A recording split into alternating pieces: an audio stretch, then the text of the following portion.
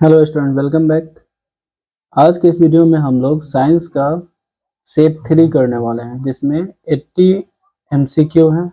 सारे के सारे एमसीक्यू बहुत ही ज़्यादा इम्पोर्टेंट है, इसलिए आप लोग लास्ट तक वीडियो में बने रहिएगा। हर एक क्वेश्चन को बहुत ही केयरफुली समझना है, ताकि एग्जाम में आप लोग के एक भी क्वेश्चन छूटे नहीं। ठीक है, तो क्वेश्चन नंबर 1 देखते हैं हम लोग। पौधों में जनन अंग कौन से होते हैं? तो देखिए, पौधों में 2 तरह के जनन होते हैं, लैंगिक और अलैंगिक। तो अलैंगिक जनन किस में होता है? तो सभी भागों में होता है, लेकिन लैंगिक जनन का बात करें तो पुष्पों में होता है। ठीक है ना। प्रकाश संश्लेषण की क्रिया होती है, किस में होती है? तो देखो, प्रकाश संश्लेषण के लिए जो आवश्यक शर्त है, जिसमें सबसे पहले है क्लोरोफिल। क्लोरोफिल सबसे पहले आवश्यक शर्त है कि क्लोरोफिल होना ही चाहिए। तो क्लोरोफिल जिसमें होता है वो हरे पौधे होते हैं, तो हरे पौधों में प्रकाश संश्लेषण की क्रिया होती है। प्रकाश संश्लेषण क्रिया में ऑक्सीजन किससे बाहर निकलता है? ठीक है ना। तो याद रखना है, जल से जो है ऑक्सीजन बाहर निकलता है। प्रकाश संश्लेषण की क्रिया हम लोग देखते हैं कि पेड़ पौधे, हरे पेड़ पौधे जो होते हैं वो कार्बन डाइऑक्साइड का और जल का यूज करते हैं, सूर्य के प्रकाश, यहाँ सनलाइट का, और उसके बाद क्लोरोफिल का यूज करते हैं और बनाते हैं क्या? ग्लूकोज C6H12O6 और प्लस जल बनाते हैं, और के साथ साथ ऑक्सीजन बनाते हैं। तो ये जो ऑक्सीजन बाहर निकलता है वो जल की सहायता से बाहर निकलता है। जल जब टूटता है तब उससे बाहर निकलता है। ठीक है ना। अगला क्वेश्चन है, जठर ग्रंथि कहाँ पाया जाता है? ठीक है ना। तो जठर ग्रंथि जो होता है अमाशय में उपस्थित रहता है, जिससे निकलने वाला जो रस होता है जठर रस कहलाता है। और इसमें 2 एंजाइम रहते हैं, जिसका नाम होता है रेनिन और पेप्सिन। ठीक है ना। रेनिन और पेप्सिन होता है। रेनिन जो होता है वो दूध में उपस्थित प्रोटीन, दूध में कौन सा प्रोटीन उपस्थित होता है? केसिन, उसका पाचन करता है। और पेप्सिन जो होता है वो सामान्य प्रोटीन को पेप्टोन में बदल देता है। ठीक है ना। तो प्रोटीन का पाचन जो है अमाशय से ही शुरू होता है। अगला क्वेश्चन इसी में होता है। एक और बात याद रखना है कि 2 से 3 घंटे तक अमाशय में ही भोजन उपस्थित रहता है। ठीक है ना। अगला क्वेश्चन है, ग्लाइकोलिसिस की क्रिया कहाँ संपन्न होती है? तो कोशिका द्रव्य में। ग्लाइकोलिसिस मतलब हम लोग सेट 1 में देख चुके हैं कि ग्लाइकोलिसिस मतलब होता है कि ग्लूकोज का आंशिक विखंडन। तो ग्लूकोज का आंशिक विखंडन जो होता है कोशिका द्रव्य में संपन्न होता है। संपूर्ण विखंडन जो होता है माइटोकॉन्ड्रिया में होता है, इसलिए माइटोकॉन्ड्रिया को हम लोग power house of the cell बोलते हैं। ठीक है ना। तो करेक्ट आंसर इस क्वेश्चन का हम लोग का हो जाएगा कोशिका द्रव्य में। इथाइल अल्कोहल किस प्रकार के श्वसन से बनता है? तो याद रखना है, इथाइल अल्कोहल जो होता है वो किण्वन प्रक्रिया से बनता है। किण्वन प्रक्रिया से, जो किस किस श्वसन में बनता है? अवायवीय श्वसन में बनता है। सबसे छोटी अंतःस्रावी ग्रंथि कौन सी है? तो याद रखना है, पीयूष ग्रंथि जो होती है सबसे छोटी अंतःस्रावी ग्रंथि होती है, जिसको पिट्यूटरी बोला जाता है इंग्लिश में, हिंदी में बोलते हैं पीयूष ग्रंथि। इसी ग्रंथि को मास्टर ग्रंथि भी कहा जाता है। याद रखना है, मास्टर ग्रंथि भी पीयूष ग्रंथि को ही कहा जाता है। ये सबसे छोटी ग्रंथि है और अंतःस्रावी ग्रंथि है। सबसे बड़ी ग्रंथि लीवर होती है। ठीक है ना, याद रखना है। अगला क्वेश्चन है, सबसे बड़ी अंतःस्रावी ग्रंथि जो होती है वो होती है थायराइड। ठीक है ना। थायराइड ग्रंथि जो होती है वो सबसे बड़ी अंतःस्रावी ग्रंथि होती है, ये बात याद रखना है। ठीक है ना। अगला है, पौधे के वायवीय भागों से जल के ह्रास की क्रिया क्या कहलाती है? तो पौधों के वायवीय भाग जो होते हैं स्टोमाटा होता है। तो स्टोमाटा जब जल बाहर निकलता है तो उस क्रिया को हम लोग वाष्पोत्सर्जन बोलते हैं। ठीक है ना। अगला क्वेश्चन दिया हुआ है, घेघा रोग पनपता है। तो घेघा रोग जो होता है वो आयोडीन की कमी से होता है। याद रखना है, आयोडीन की कमी से घेघा रोग होता है। रक्त की कमी से रक्त अल्पता या एनीमिया रोग होता है। ठीक है ना। एनीमिया रोग जो होता है कौन सी के? रक्त की कमी से होता है, या इसी को हम लोग कौन सी बोलते हैं? इसी को बोलते हैं रक्त अल्पता। रक्त अल्पता। ठीक है ना। अगला क्वेश्चन है, रक्त में हल्के पीले रंग के चिपचिपे द्रव को क्या कहा जाता है? तो याद रखना है, प्लाज्मा कहा जाता है। ठीक है ना। अगला क्वेश्चन है, रक्त मापने के लिए, रक्तचाप को मापने के लिए किस उपकरण का प्रयोग किया जाता है? तो याद रखना है, स्फिग्नोमैनोमीटर का प्रयोग किया जाता है रक्त दाब मापने के लिए, या रक्तचाप उसको बोलते हैं, जिसका रिजल्ट जो होता है, सामान्य व्यक्ति अगर होता है तो उसका रक्त दाब जो होता है 120/80 mm ऑफ Hg होता है। ठीक है ना। इसमें कुछ और क्वेश्चन दिया है, लाइक लैक्टोमीटर से हम लोग दूध की शुद्धता को मापते हैं। ठीक है ना। दूध की शुद्धता को मापने के लिए लैक्टोमीटर का प्रयोग किया जाता है। अच्छा, रक्त परिसंचरण या हृदय का जो मतलब धड़कन है उसको मापने के लिए स्टेथोस्कोप का प्रयोग करते हैं हम लोग। और एमीटर से हम लोग विद्युत धारा के परिमाण को मापते हैं, ठीक है ना, तो याद रखना है। अगला क्वेश्चन है, वाष्पोत्सर्जन की क्रिया पाई जाती है, मतलब वाष्पोत्सर्जन जो होती है उसकी क्रिया किसमें होती है, तो याद रखना है पौधों में होता है, सिर्फ और सिर्फ पौधों में स्टोमाटा के द्वारा वाष्प का, जल का वाष्प के रूप में निकलना वाष्पोत्सर्जन कहलाता है। निम्नलिखित में से किसमें खुला परिसंचरण तंत्र, मतलब रक्त वाहिनियां उसमें होती ही नहीं है। तो जितने भी बड़े बड़े जीव हैं उसमें सब रक्त वाहिनियां होती हैं। एक तिलचट्टा या इंसेक्ट छोटे मोटे जीव होते हैं उसमें रक्त वाहिनियां नहीं होती हैं। तो खुला परिसंचरण तिलचट्टा में पाया जाता है, कॉकरोच में। रक्त क्या है, एक ऊतक है, ठीक है ना, संयोजी ऊतक होता है, ये बात याद रखना है, ठीक है ना। अगला, मूत्र का पीला रंग किस वर्णक के कारण होता है, तो याद रखना है यूरोक्रोम के कारण होता है, ठीक है ना। जिसमें कुछ और भी दिया हुआ है ऑप्शन, उसको समझ लेते हैं। क्लोरोप्लास्ट में पाया जाता है क्लोरोफिल, याद रखना है। ये सारे के सारे बहुत ही इंपॉर्टेंट बातें हैं, सबको याद रखना है आप लोग को नोट करके। क्लोरोफिल होता है। क्रोमोप्लास्ट जो होता है ये पत्तियों के अलावा सभी भागों को रंग प्रदान करते हैं पौधों में, जैसे फल का बात किया जाए या फूल का बात किया जाए। अगर ल्यूकोप्लास्ट, तो पौधों में जो होते हैं ये लवक 3 होते हैं, याद रखना है, क्लोरोप्लास्ट, क्रोमोप्लास्ट, ल्यूकोप्लास्ट। ल्यूकोप्लास्ट जो होता है वो भोजन संग्रहण में मदद करता है, इसका रंग नहीं होता है, ठीक है ना।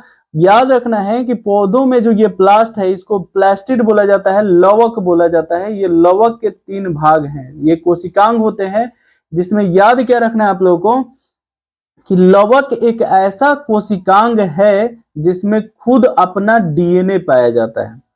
और सभी जीवों में, चाहे पेड़ पौधे हो चाहे वो जीव जंतु हो, उसमें माइटोकॉन्ड्रिया जो होता है उसके पास भी खुद का अपना डीएनए होता है। अगला क्वेश्चन है, निम्नलिखित में से कौन एक उभयलिंगी वैसे जीव को कहा जाता है जिसमें नर युग्मक और मादा युग्मक एक ही जंतु पर उपस्थित होते हैं, तो ये हो जाएगा केचुआ, याद रखना है। जिसके पास अलग अलग नर युग्मक अलग जीव पर, मादा युग्मक अलग जीव पर होता है, उसको एक लिंगी कहा जाता है। तो एक लिंगी का उदाहरण ये सारे के सारे हैं। केचुआ जो है उभयलिंगी है, या इसको द्विलिंगी भी कहा जाता है, ठीक है ना, याद रखना है, इसको द्विलिंगी भी कहा जाता है। अगला है, यूरिया रक्त में कहां से प्रवेश करता है, तो याद रखना है वो यकृत से करता है, यकृत से, ठीक है ना। जैव आवर्धन प्रदर्शित करने वाला रसायन कौन सा है, ठीक है ना, तो जैव आवर्धन होता है जिसमें अंततः जीव में ही अंततः जो होता है वो अपशिष्ट पदार्थ या जो रासायनिक उर्वरक जो होता है वो मनुष्य के शरीर में ही प्रवेश कर जाता है, वो होता है डीडीटी। और डीडीटी का फुल फॉर्म याद रखना है डाइक्लोरो डाइफिनाइल ट्राइक्लोरोइथेन होता है। सीएफसी जो होता है इससे ओजोन का अवक्षय होता है, जिसका फुल फॉर्म होता है क्लोरोफ्लोरोकार्बन, क्लोरोफ्लोरोकार्बन होता है। ये सब जो होता है जितना भी शीतलन करने वाला मशीन होता है वो सबसे सीएफसी निकलता है।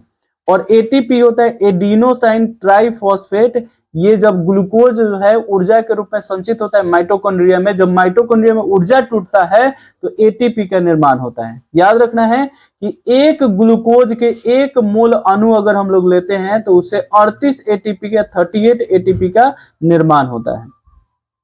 निम्नलिखित में से कौन एक प्राथमिक उपभोक्ता है, तो प्राथमिक उपभोक्ता वैसे जीवों को कहा जाता है जो शाकाहारी होते हैं, ठीक है ना, इसमें हो जाएगा शाकाहारी। निम्नलिखित में से कौन एक भूमिगत यानी भूमि से जो जल निकालने की विधि होती है, तो भूमिगत जल का उदाहरण है तो कुआं होता है।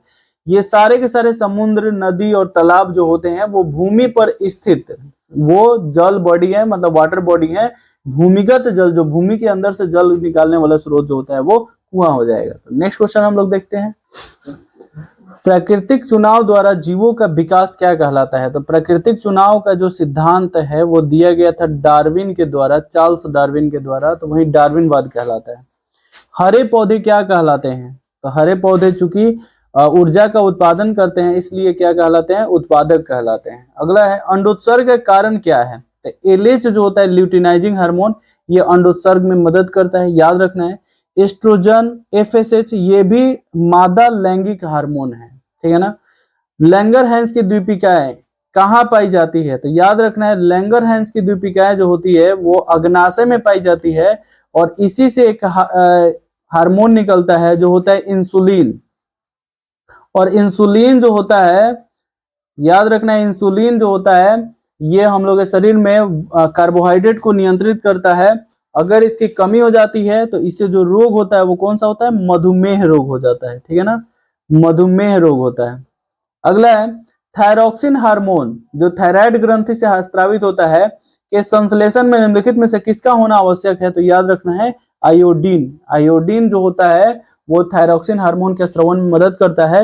अगर शरीर में आयोडीन की कमी हो जाती है तो वही थायराइड ग्रंथि जो होता है उसमें सूजन हो जाता है, जो होता है घेघा रोग। निशल कणिकाएं पाई जाती है, तो याद रखना है न्यूरॉन में पाया जाता है, ठीक है ना, न्यूरॉन में ही निशल कणिकाएं उपस्थित होती है। नेफ्रॉन जो है वो वृक्क की संरचनात्मक एवं क्रियात्मक इकाई है।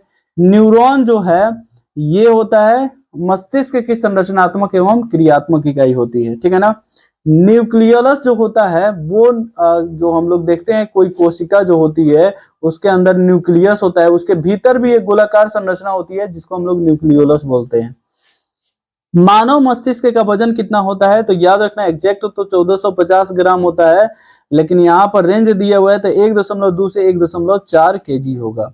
निकट दृष्टि दोष अथवा दूर दृष्टि दोष के निवारण हेतु प्रयुक्त लेंस द्वारा बना प्रतिबिंब होगा। देखो क्वेश्चन को अच्छा से घुमा दिया है। याद रखना है कि नेत्र में ही तो प्रतिबिंब बन रहा है ना, तो नेत्र में बना प्रतिबिंब हमेशा वास्तविक और उल्टा होता है, ठीक है ना, इतना बात याद रखना है। अगला क्वेश्चन है साइड मिरर के रूप में निम्नलिखित में से कौन सा प्रयुक्त होता है? तो जो वाहन होता है उसके साइड मिरर के रूप में हमेशा हम लोग उत्तल दर्पण का प्रयोग करते हैं, ठीक है ना।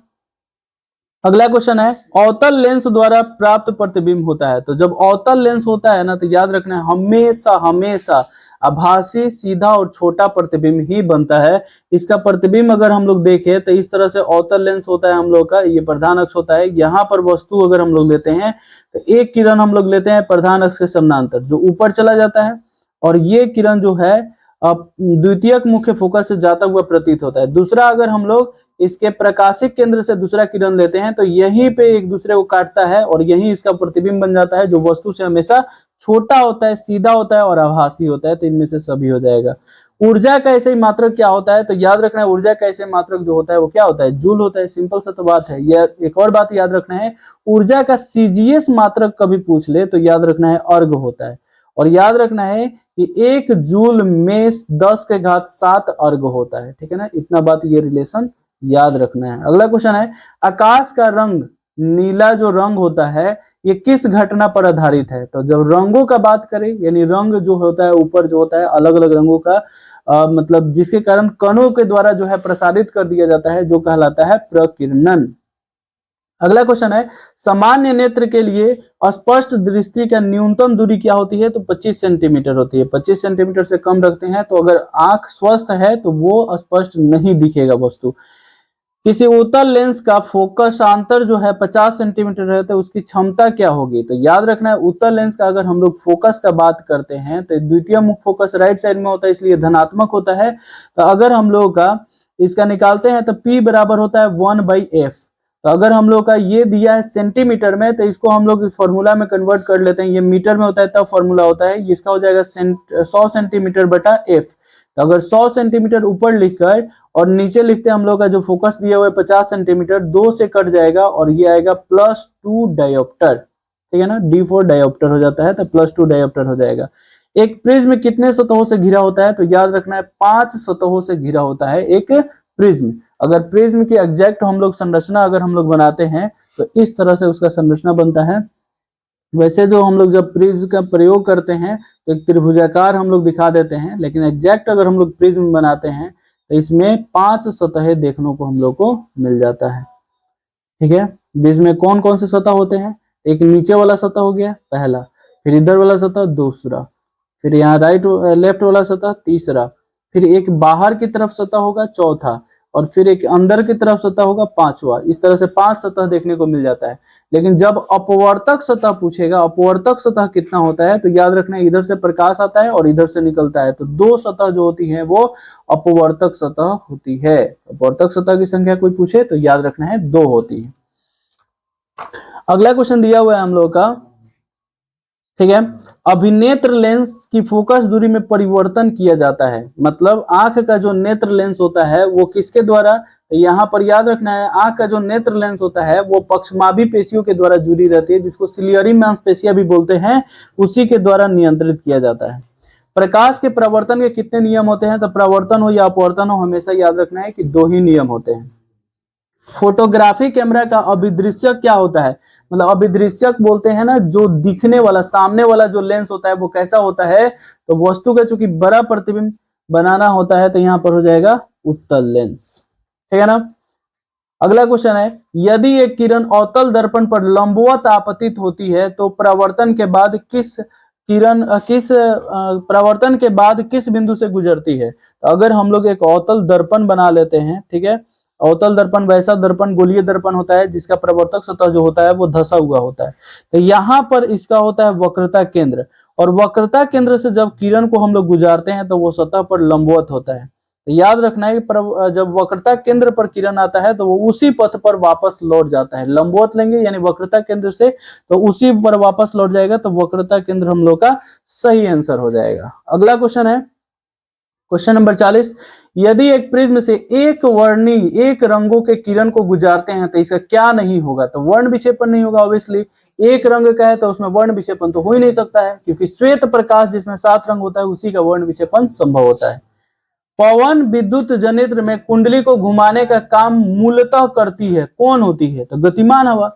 हवा बहती रहेगी, जिसका याद रखना है हवा का चाल जो होता है कम से कम 15 किलोमीटर प्रति घंटा होना चाहिए, ठीक है ना।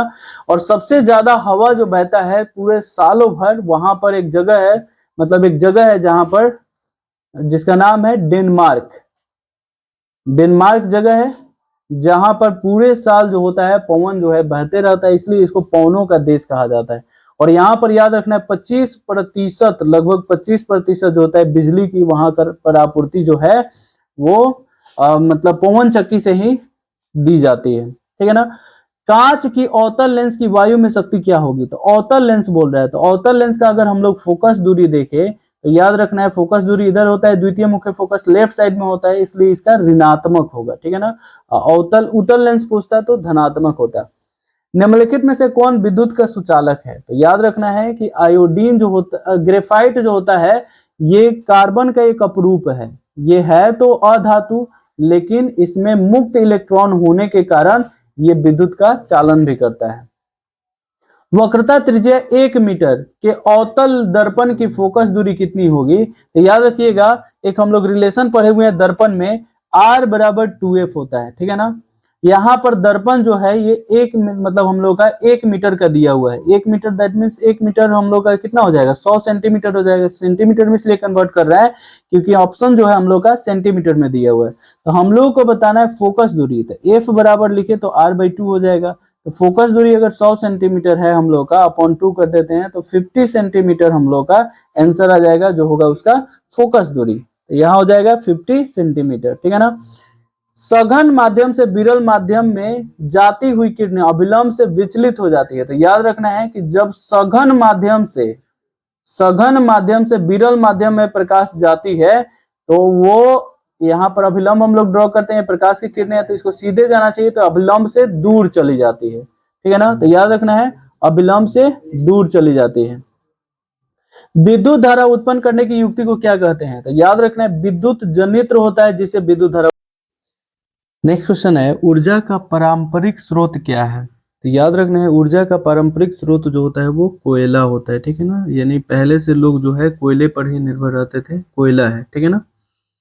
अगला होता है, कांच की एक समानांतर पट्टी पर श्वेत किरण जब तिरछी आपतित होती है तो निम्नलिखित में से कौन प्रथम अपवर्तन के साथ घटित होता है, तो प्रथम अपवर्तन के साथ सिर्फ और सिर्फ क्या होता है, विचलन होता है, ठीक है ना। हमारे घरों में जो विद्युत आपूर्ति की जाती है वह है 220 वोल्ट प्रत्यावर्ती धारा होता है। अगर आवृत्ति का बात करेगा तो याद रखना है 50 हर्ट्ज होता है, 50 हर्ट्ज होता है। जस्ता का यानी जिंक जो होता है उसका परमाणु संख्या क्या होता है, 30 होता है, ठीक है ना, याद रखना है, ठीक है ना। कॉपर जो होता है उसका होता है 29, 80 जो 28 जो होता है वो होता है निकेल, कॉपर, जिंक, निकेल का होता है, ठीक है ना। अगला क्वेश्चन है धोबिया सोडा का रासायनिक सूत्र क्या होता है? Na2CO3 × 10 मोल्स ऑफ H2O होता है, ठीक है ना, ध्यान रखना है। अगला क्वेश्चन दिया हुआ है निम्नलिखित में से कौन प्रबल क्षारक है? क्षारक मतलब जो जल में घुलकर ज्यादा मात्रा में OH माइनस देता है, वो कौन हो सकता है? तो ये दुर्बल होता है। जब भी ट्वाइस लगा हो या यहाँ पर भी ट्वाइस लगा हुआ है NH4OH, ये भी जो है कम मात्रा में OH माइनस आयन देता है, तो ये NaOH हो जाएगा, ठीक है ना। इसका pH वैल्यू जो होता है, pH वैल्यू याद रखना है 14 होता है। pH वैल्यू कैसे निकाला जाता है? तो pH वैल्यू निकालने के लिए होता है, अगर H प्लस आयन हो, अगर अम्ल का बात हो तो माइनस लॉग का H प्लस सांद्रता होता है, लेकिन अगर OH माइनस हो तब हम लोग निकालते हैं pH वैल्यू, जब निकालना होता है तो लॉग का सिर्फ OH माइनस सांद्रता निकालते हैं। ये भस्म के लिए है, ये अम्ल के लिए है। pH वैल्यू जब निकाला जाता है तो हम लोग देखते हैं इसका रेंज जो होता है 1 से लेकर और 14 तक होता है। बीच में जो होता है वो 7 होता है। 7 से कम होता है तो वो अम्लीय होता है, 7 से ज्यादा होता है भास्मिक, और 7 जो इसका pH मान होता है वो उदासीन होता है। ये जो बता रहे हैं ये है pH स्केल, और pH स्केल का याद रखना है खोज जो है सोरेनसन नामक वैज्ञानिक किए हुए थे, याद रखना है सोरेनसन, ठीक है ना, सोरेनसन नामक वैज्ञानिक किए हुए थे खोज। अगला है हेमेटाइट निम्नलिखित में से किस धातु का अयस्क है? तो आयरन का होता है, ठीक है ना। दो अयस्क इसमें याद रखना है, हेमेटाइट और मैग्नेटाइट। हेमेटाइट जिसका सूत्र होता है Fe2O3, और मैग्नेटाइट जो होता है जिसका होता है Fe3O4, याद रखना है। ये लोहा का ही, आयरन का ही अयस्क है। सल्फाइड अयस्क का सांद्रण निम्नलिखित में से किस विधि द्वारा किया जाता है? तो याद रखना है फेन उत्प्लवन विधि द्वारा सल्फाइड अयस्क का सांद्रण किया जाता है। नेक्स्ट क्वेश्चन है जिंक का जब ऑक्सीजन से अभिक्रिया हम लोग कराते हैं तो 2 मोल्स में ZnO बनता है, ये किस प्रकार की अभिक्रिया है? तो जब ऑक्सीजन का संयोजन होता है ना तो उसको ऑक्सीकरण या उसी को उपचयन अभिक्रिया कहा जाता है। उपचयन को ही दूसरे शब्दों में हम लोग ऑक्सीकरण कहते हैं, ऑक्सीकरण, ठीक है। अगला है ग्लूकोज का आणविक सूत्र क्या होता है? तो C6H12O6 होता है। ये जो दिया हुआ है ये एथिल अल्कोहल का है, ये सल्फ्यूरिक अम्ल का होता है, ठीक है ना, याद रखना है। अम्ल का जलीय विलयन विद्युत का संचालन करता है, यानी विद्युत धारा का प्रवाह करता है। क्या कारण है? तो वो आयनित होता है इसलिए, ठीक है ना, वो आयन के रूप में टूट जाता है ना। कोई भी अम्ल होता है जैसे H2SO4 है, चाहे HCl हाइड्रोक्लोरिक अम्ल, जैसे ही हम लोग जल में उसको घुलाते हैं तो ये आयन के रूप में टूट जाता है। अब विद्युत धारा प्रवाह होने के लिए या तो मुक्त इलेक्ट्रॉन चाहिए, जो सभी धातुओं में होता है। एक ग्रेफाइट होता है जो अधातु होकर भी उसमें मुक्त इलेक्ट्रॉन होता है, ठीक है ना।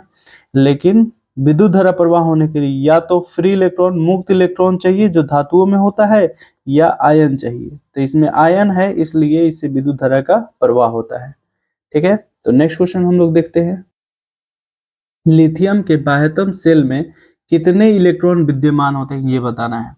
तो लिथियम का अगर इलेक्ट्रॉनिक विन्यास हम लोग लिखते हैं, ठीक है ना, तो लिथियम का इलेक्ट्रॉनिक विन्यास होता है जो हम लोग देखते हैं कौन सी होता है 1s2 2s1।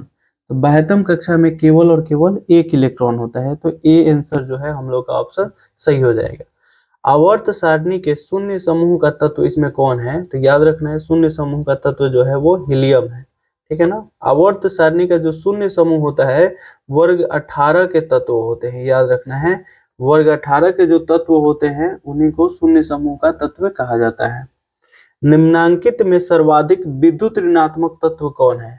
तो सबसे ज्यादा विद्युत ऋणात्मक बात किया जाएगा ना तो याद रखना है फ्लोरीन होता है। सबसे ज्यादा विद्युत ऋणात्मक जो होता है वो फ्लोरीन होता है।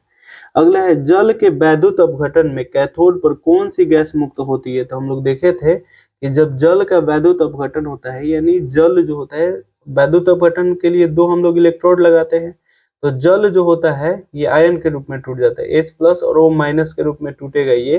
तो ऑक्सीजन जो होता है ये एनोड पर जाता है, क्योंकि एनोड प्लस में होता है, ऑक्सीजन जाता है इसके पास और ऑक्सीजन गैस मुक्त होता है एनोड से। हाइड्रोजन जो है वो कैथोड पर जाता है और कैथोड से जो गैस उत्पन्न होता है वो हाइड्रोजन गैस होता है। तो यहाँ पर हम जाएगा हम लोग का आंसर, सही आंसर हाइड्रोजन। हमारा शरीर यानी मानव शरीर का पीएच मान कितना होता है? तो 7 से 7.8 होता है, याद रखना है। निम्नलिखित में से कौन से यौगिक में अम्ल होता है? मतलब कौन अम्ल है ये बताना है। तो धातु के ऑक्साइड होते हैं, भस्म होते हैं, ये भी धातु के ऑक्साइड है, ये भी धातु के हाइड्रोक्साइड है। यहाँ पर ये हो जाएगा H2SO4 सल्फ्यूरिक अम्ल, जिसको बैटरी अम्ल भी कहा जाता है। निम्नलिखित में से कौन संश्लेषित सूचक है। तो संश्लेषित मतलब जो आदमी के द्वारा बनाया गया है, तो याद रखना है उसमें है मेथिल ऑरेंज। कार्बन डाइऑक्साइड जो होता है जल से अभिक्रिया करके क्या बनाता है। तो CO2 जो होता है ये जल से जब अभिक्रिया करता है तो ये बनाता है H2CO3 कार्बोनिक अम्ल, इसको बोलते हैं कार्बोनिक अम्ल। तो यहाँ पर हो जाएगा कार्बोनिक अम्ल। कॉपर पाइराइड्स का रासायनिक संघटक कौन है, मतलब रासायनिक सूत्र क्या होता है। तो याद रखना है कॉपर CuFeS2 होता है कॉपर पाइराइड्स का रासायनिक संघटक। प्रकृति में मुक्त अवस्था में पाई जाने वाली धातु कौन है जो किसी से अभिक्रिया जल्दी नहीं करती है। तो वो होती है सोना, ठीक है ना। इसके अलावा जो भी है वो थोड़ा न थोड़ा प्रकृति में जल वाष्प से या ऑक्सीजन से अभिक्रिया कर ही लेती है। अगला क्वेश्चन है निम्नलिखित में से कौन सी धातु सबसे अधिक अभिक्रियाशील है। इन सब में जो भी है उसके अकॉर्डिंग बताना है। तो हम लोग पढ़ेंगे क्रियाशीलता श्रेणी कल का, नारंगी, मैंगो, आज, जरा, फिर, से, पाना, है, क्योंकि, इतना ही में हो जाएगा। तो यहाँ पर देखिए सबसे ऊपर कौन है, जिंक, से ऊपर है एल्युमिनियम, यहाँ पर देखिए सिल्वर, औरम में यानी सोना और कॉपर दिया, ये सारा नीचे होता है, जिंक हो जाएगा हम लोग का सही आंसर। किसी अधातु के बाह्यतम शेल में इलेक्ट्रॉन की संख्या हो सकती है कौन कौन सी, 3, 4, 3 तो होता है धातु का, ये नहीं होगा। 1, 2, 3 धातु का होता है, 4, 5, 6, 7 यही हो जाएगा सही आंसर हम लोग का। पीतल जो होता है निम्नलिखित में से किसका मिश्रण होता है। तो याद रखना है पीतल जो होता है वो, ठीक है, कॉपर जिंक का होता है, कॉपर और जिंक का मिश्र धातु होता है पीतल। निम्नलिखित में से कौन समावयवी है। समावयवी मतलब होता है जिसका अणुसूत्र समान हो लेकिन संरचना सूत्र या नामकरण जो है वो अलग अलग होना चाहिए। तो इसमें देखते हैं हम लोग एथिल अल्कोहल का और डाई मेथिल ईथर का, तो हम लोग का समान आता है। एथिल अल्कोहल का अगर हम लोग संरचना सूत्र लिखते हैं तो CH3 CH2OH आएगा, ठीक है। अगर हम लोग इसका डाई मेथिल ईथर का लिखते हैं तो CH3, यहाँ पर O और CH3 आएगा। तो इसका अणुसूत्र अगर हम लोग लिखते हैं तो कार्बन 2 है, हाइड्रोजन 1, 3, 2, 5, 1, 6 और एक ऑक्सीजन है। इसका लिखते हैं तो कार्बन 2 है, हाइड्रोजन जो है 6 है और एक ऑक्सीजन है, ठीक है। तो ये दोनों का अणुसूत्र समान है, संरचना सूत्र अलग अलग है, इसलिए ये एक समावयवी है, ठीक है ना। अगला है, और इस समावयवता को हम लोग क्या बोलते हैं। तो याद रखना है इस समावयवता को कहा जाता है क्रियाशील समावयवता, क्रियाशील समावयवता, ठीक है। अगला है CH3O, C2H5 का यूपीएससी प्रणाली से नाम क्या होगा। तो याद रखना है इसमें जो कम कार्बन वाला रहता है उसमें ऑक्सी जोड़ते हैं, जो ज्यादा कार्बन वाला रहता है उसमें एन जोड़ते हैं, एल्केन जोड़ते हैं, ठीक है ना। तो यहाँ पर हो जाएगा मेथॉक्सी एथेन, ठीक है, यही ऑप्शन है। लोहे की अभिक्रिया से भाप से कराने पर लोहे का कौन सा ऑक्साइड बनता है। तो देखिए भाप जो होता है ना वो काफी तेजी से अभिक्रिया करता है, तो अभी जब स्लोली अभिक्रिया करता है तब बनता है Fe2O3 मैग्नेटाइट, लेकिन जब बहुत तेजी से अभिक्रिया होता है तब बनता है Fe3O4, है ना, ये बनता है हम लोग का। तो यहाँ पर हो जाएगा Fe3O4, ठीक है ना। अगला है हम लोग का क्वेश्चन, एक तत्व की परमाणु संख्या 16 है, आवर्त सारणी में इस तत्व की वर्ग संख्या क्या होगी। तो याद रखना है क्या कि अगर आवर्त संख्या हम लोग का दिया हुआ है, ठीक है ना, मतलब परमाणु संख्या दिया हुआ है, तो सबसे पहले मतलब आसान तरीका ये है कि सबसे बाह्यतम कक्षा में कितना है इलेक्ट्रॉन वो निकाल लीजिए। अगर मतलब 2 से ज्यादा है तो उसमें 10 ऐड कर देते हैं तो उससे आ जाता है। तो यहाँ पर बोल रहे हैं क्या परमाणु संख्या 16 है, मतलब इलेक्ट्रॉन 16 होगा। तो इलेक्ट्रॉन जब 16 है तो उसका इलेक्ट्रॉनिक विन्यास लिखे तो 1s2 2s2 2p6 3s2 3p4 आएगा। तो बाह्यतम कक्षा में 6 इलेक्ट्रॉन है, तो इसका वर्ग संख्या निकालने के लिए 10 उसमें प्लस कर देते हैं तो 16 नंबर उसका वर्ग होगा, ठीक है ना, वर्ग 16 होगा। अगला क्वेश्चन है निम्नलिखित में से कौन सी धातु तनु सल्फ्यूरिक अम्ल के साथ अभिक्रिया नहीं करती है। तो याद रखना है कि जो हाइड्रोजन से नीचे वाले तत्व हैं जो है हाइड्रोजन होता है, फिर कॉपर होता है, फिर सिल्वर होता है और गोल्ड होता है, ठीक है ना। यहाँ पर मरकरी भी होता है, क्योंकि हम यहाँ पर मरकरी होता है ना।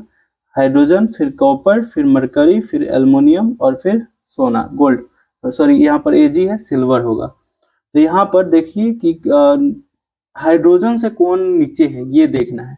हाइड्रोजन से नीचे कॉपर होता है, तो यही जो है ये अभिक्रिया नहीं कर सकता है। अब बोले एक मिश्र धातु में 90% कॉपर लेना है और 10% जो है टिन लेना है, तो इसे क्या बनता है, ब्रोंज बनता है, याद रखना है, ब्रोंज बनता है। इसी को हिंदी में हम लोग कांसा बोलते हैं, ठीक है ना, कांसा बोला जाता है। बोल रहा है जिंक सोडियम हाइड्रोक्साइड के साथ अभिक्रिया करके क्या बनाता है।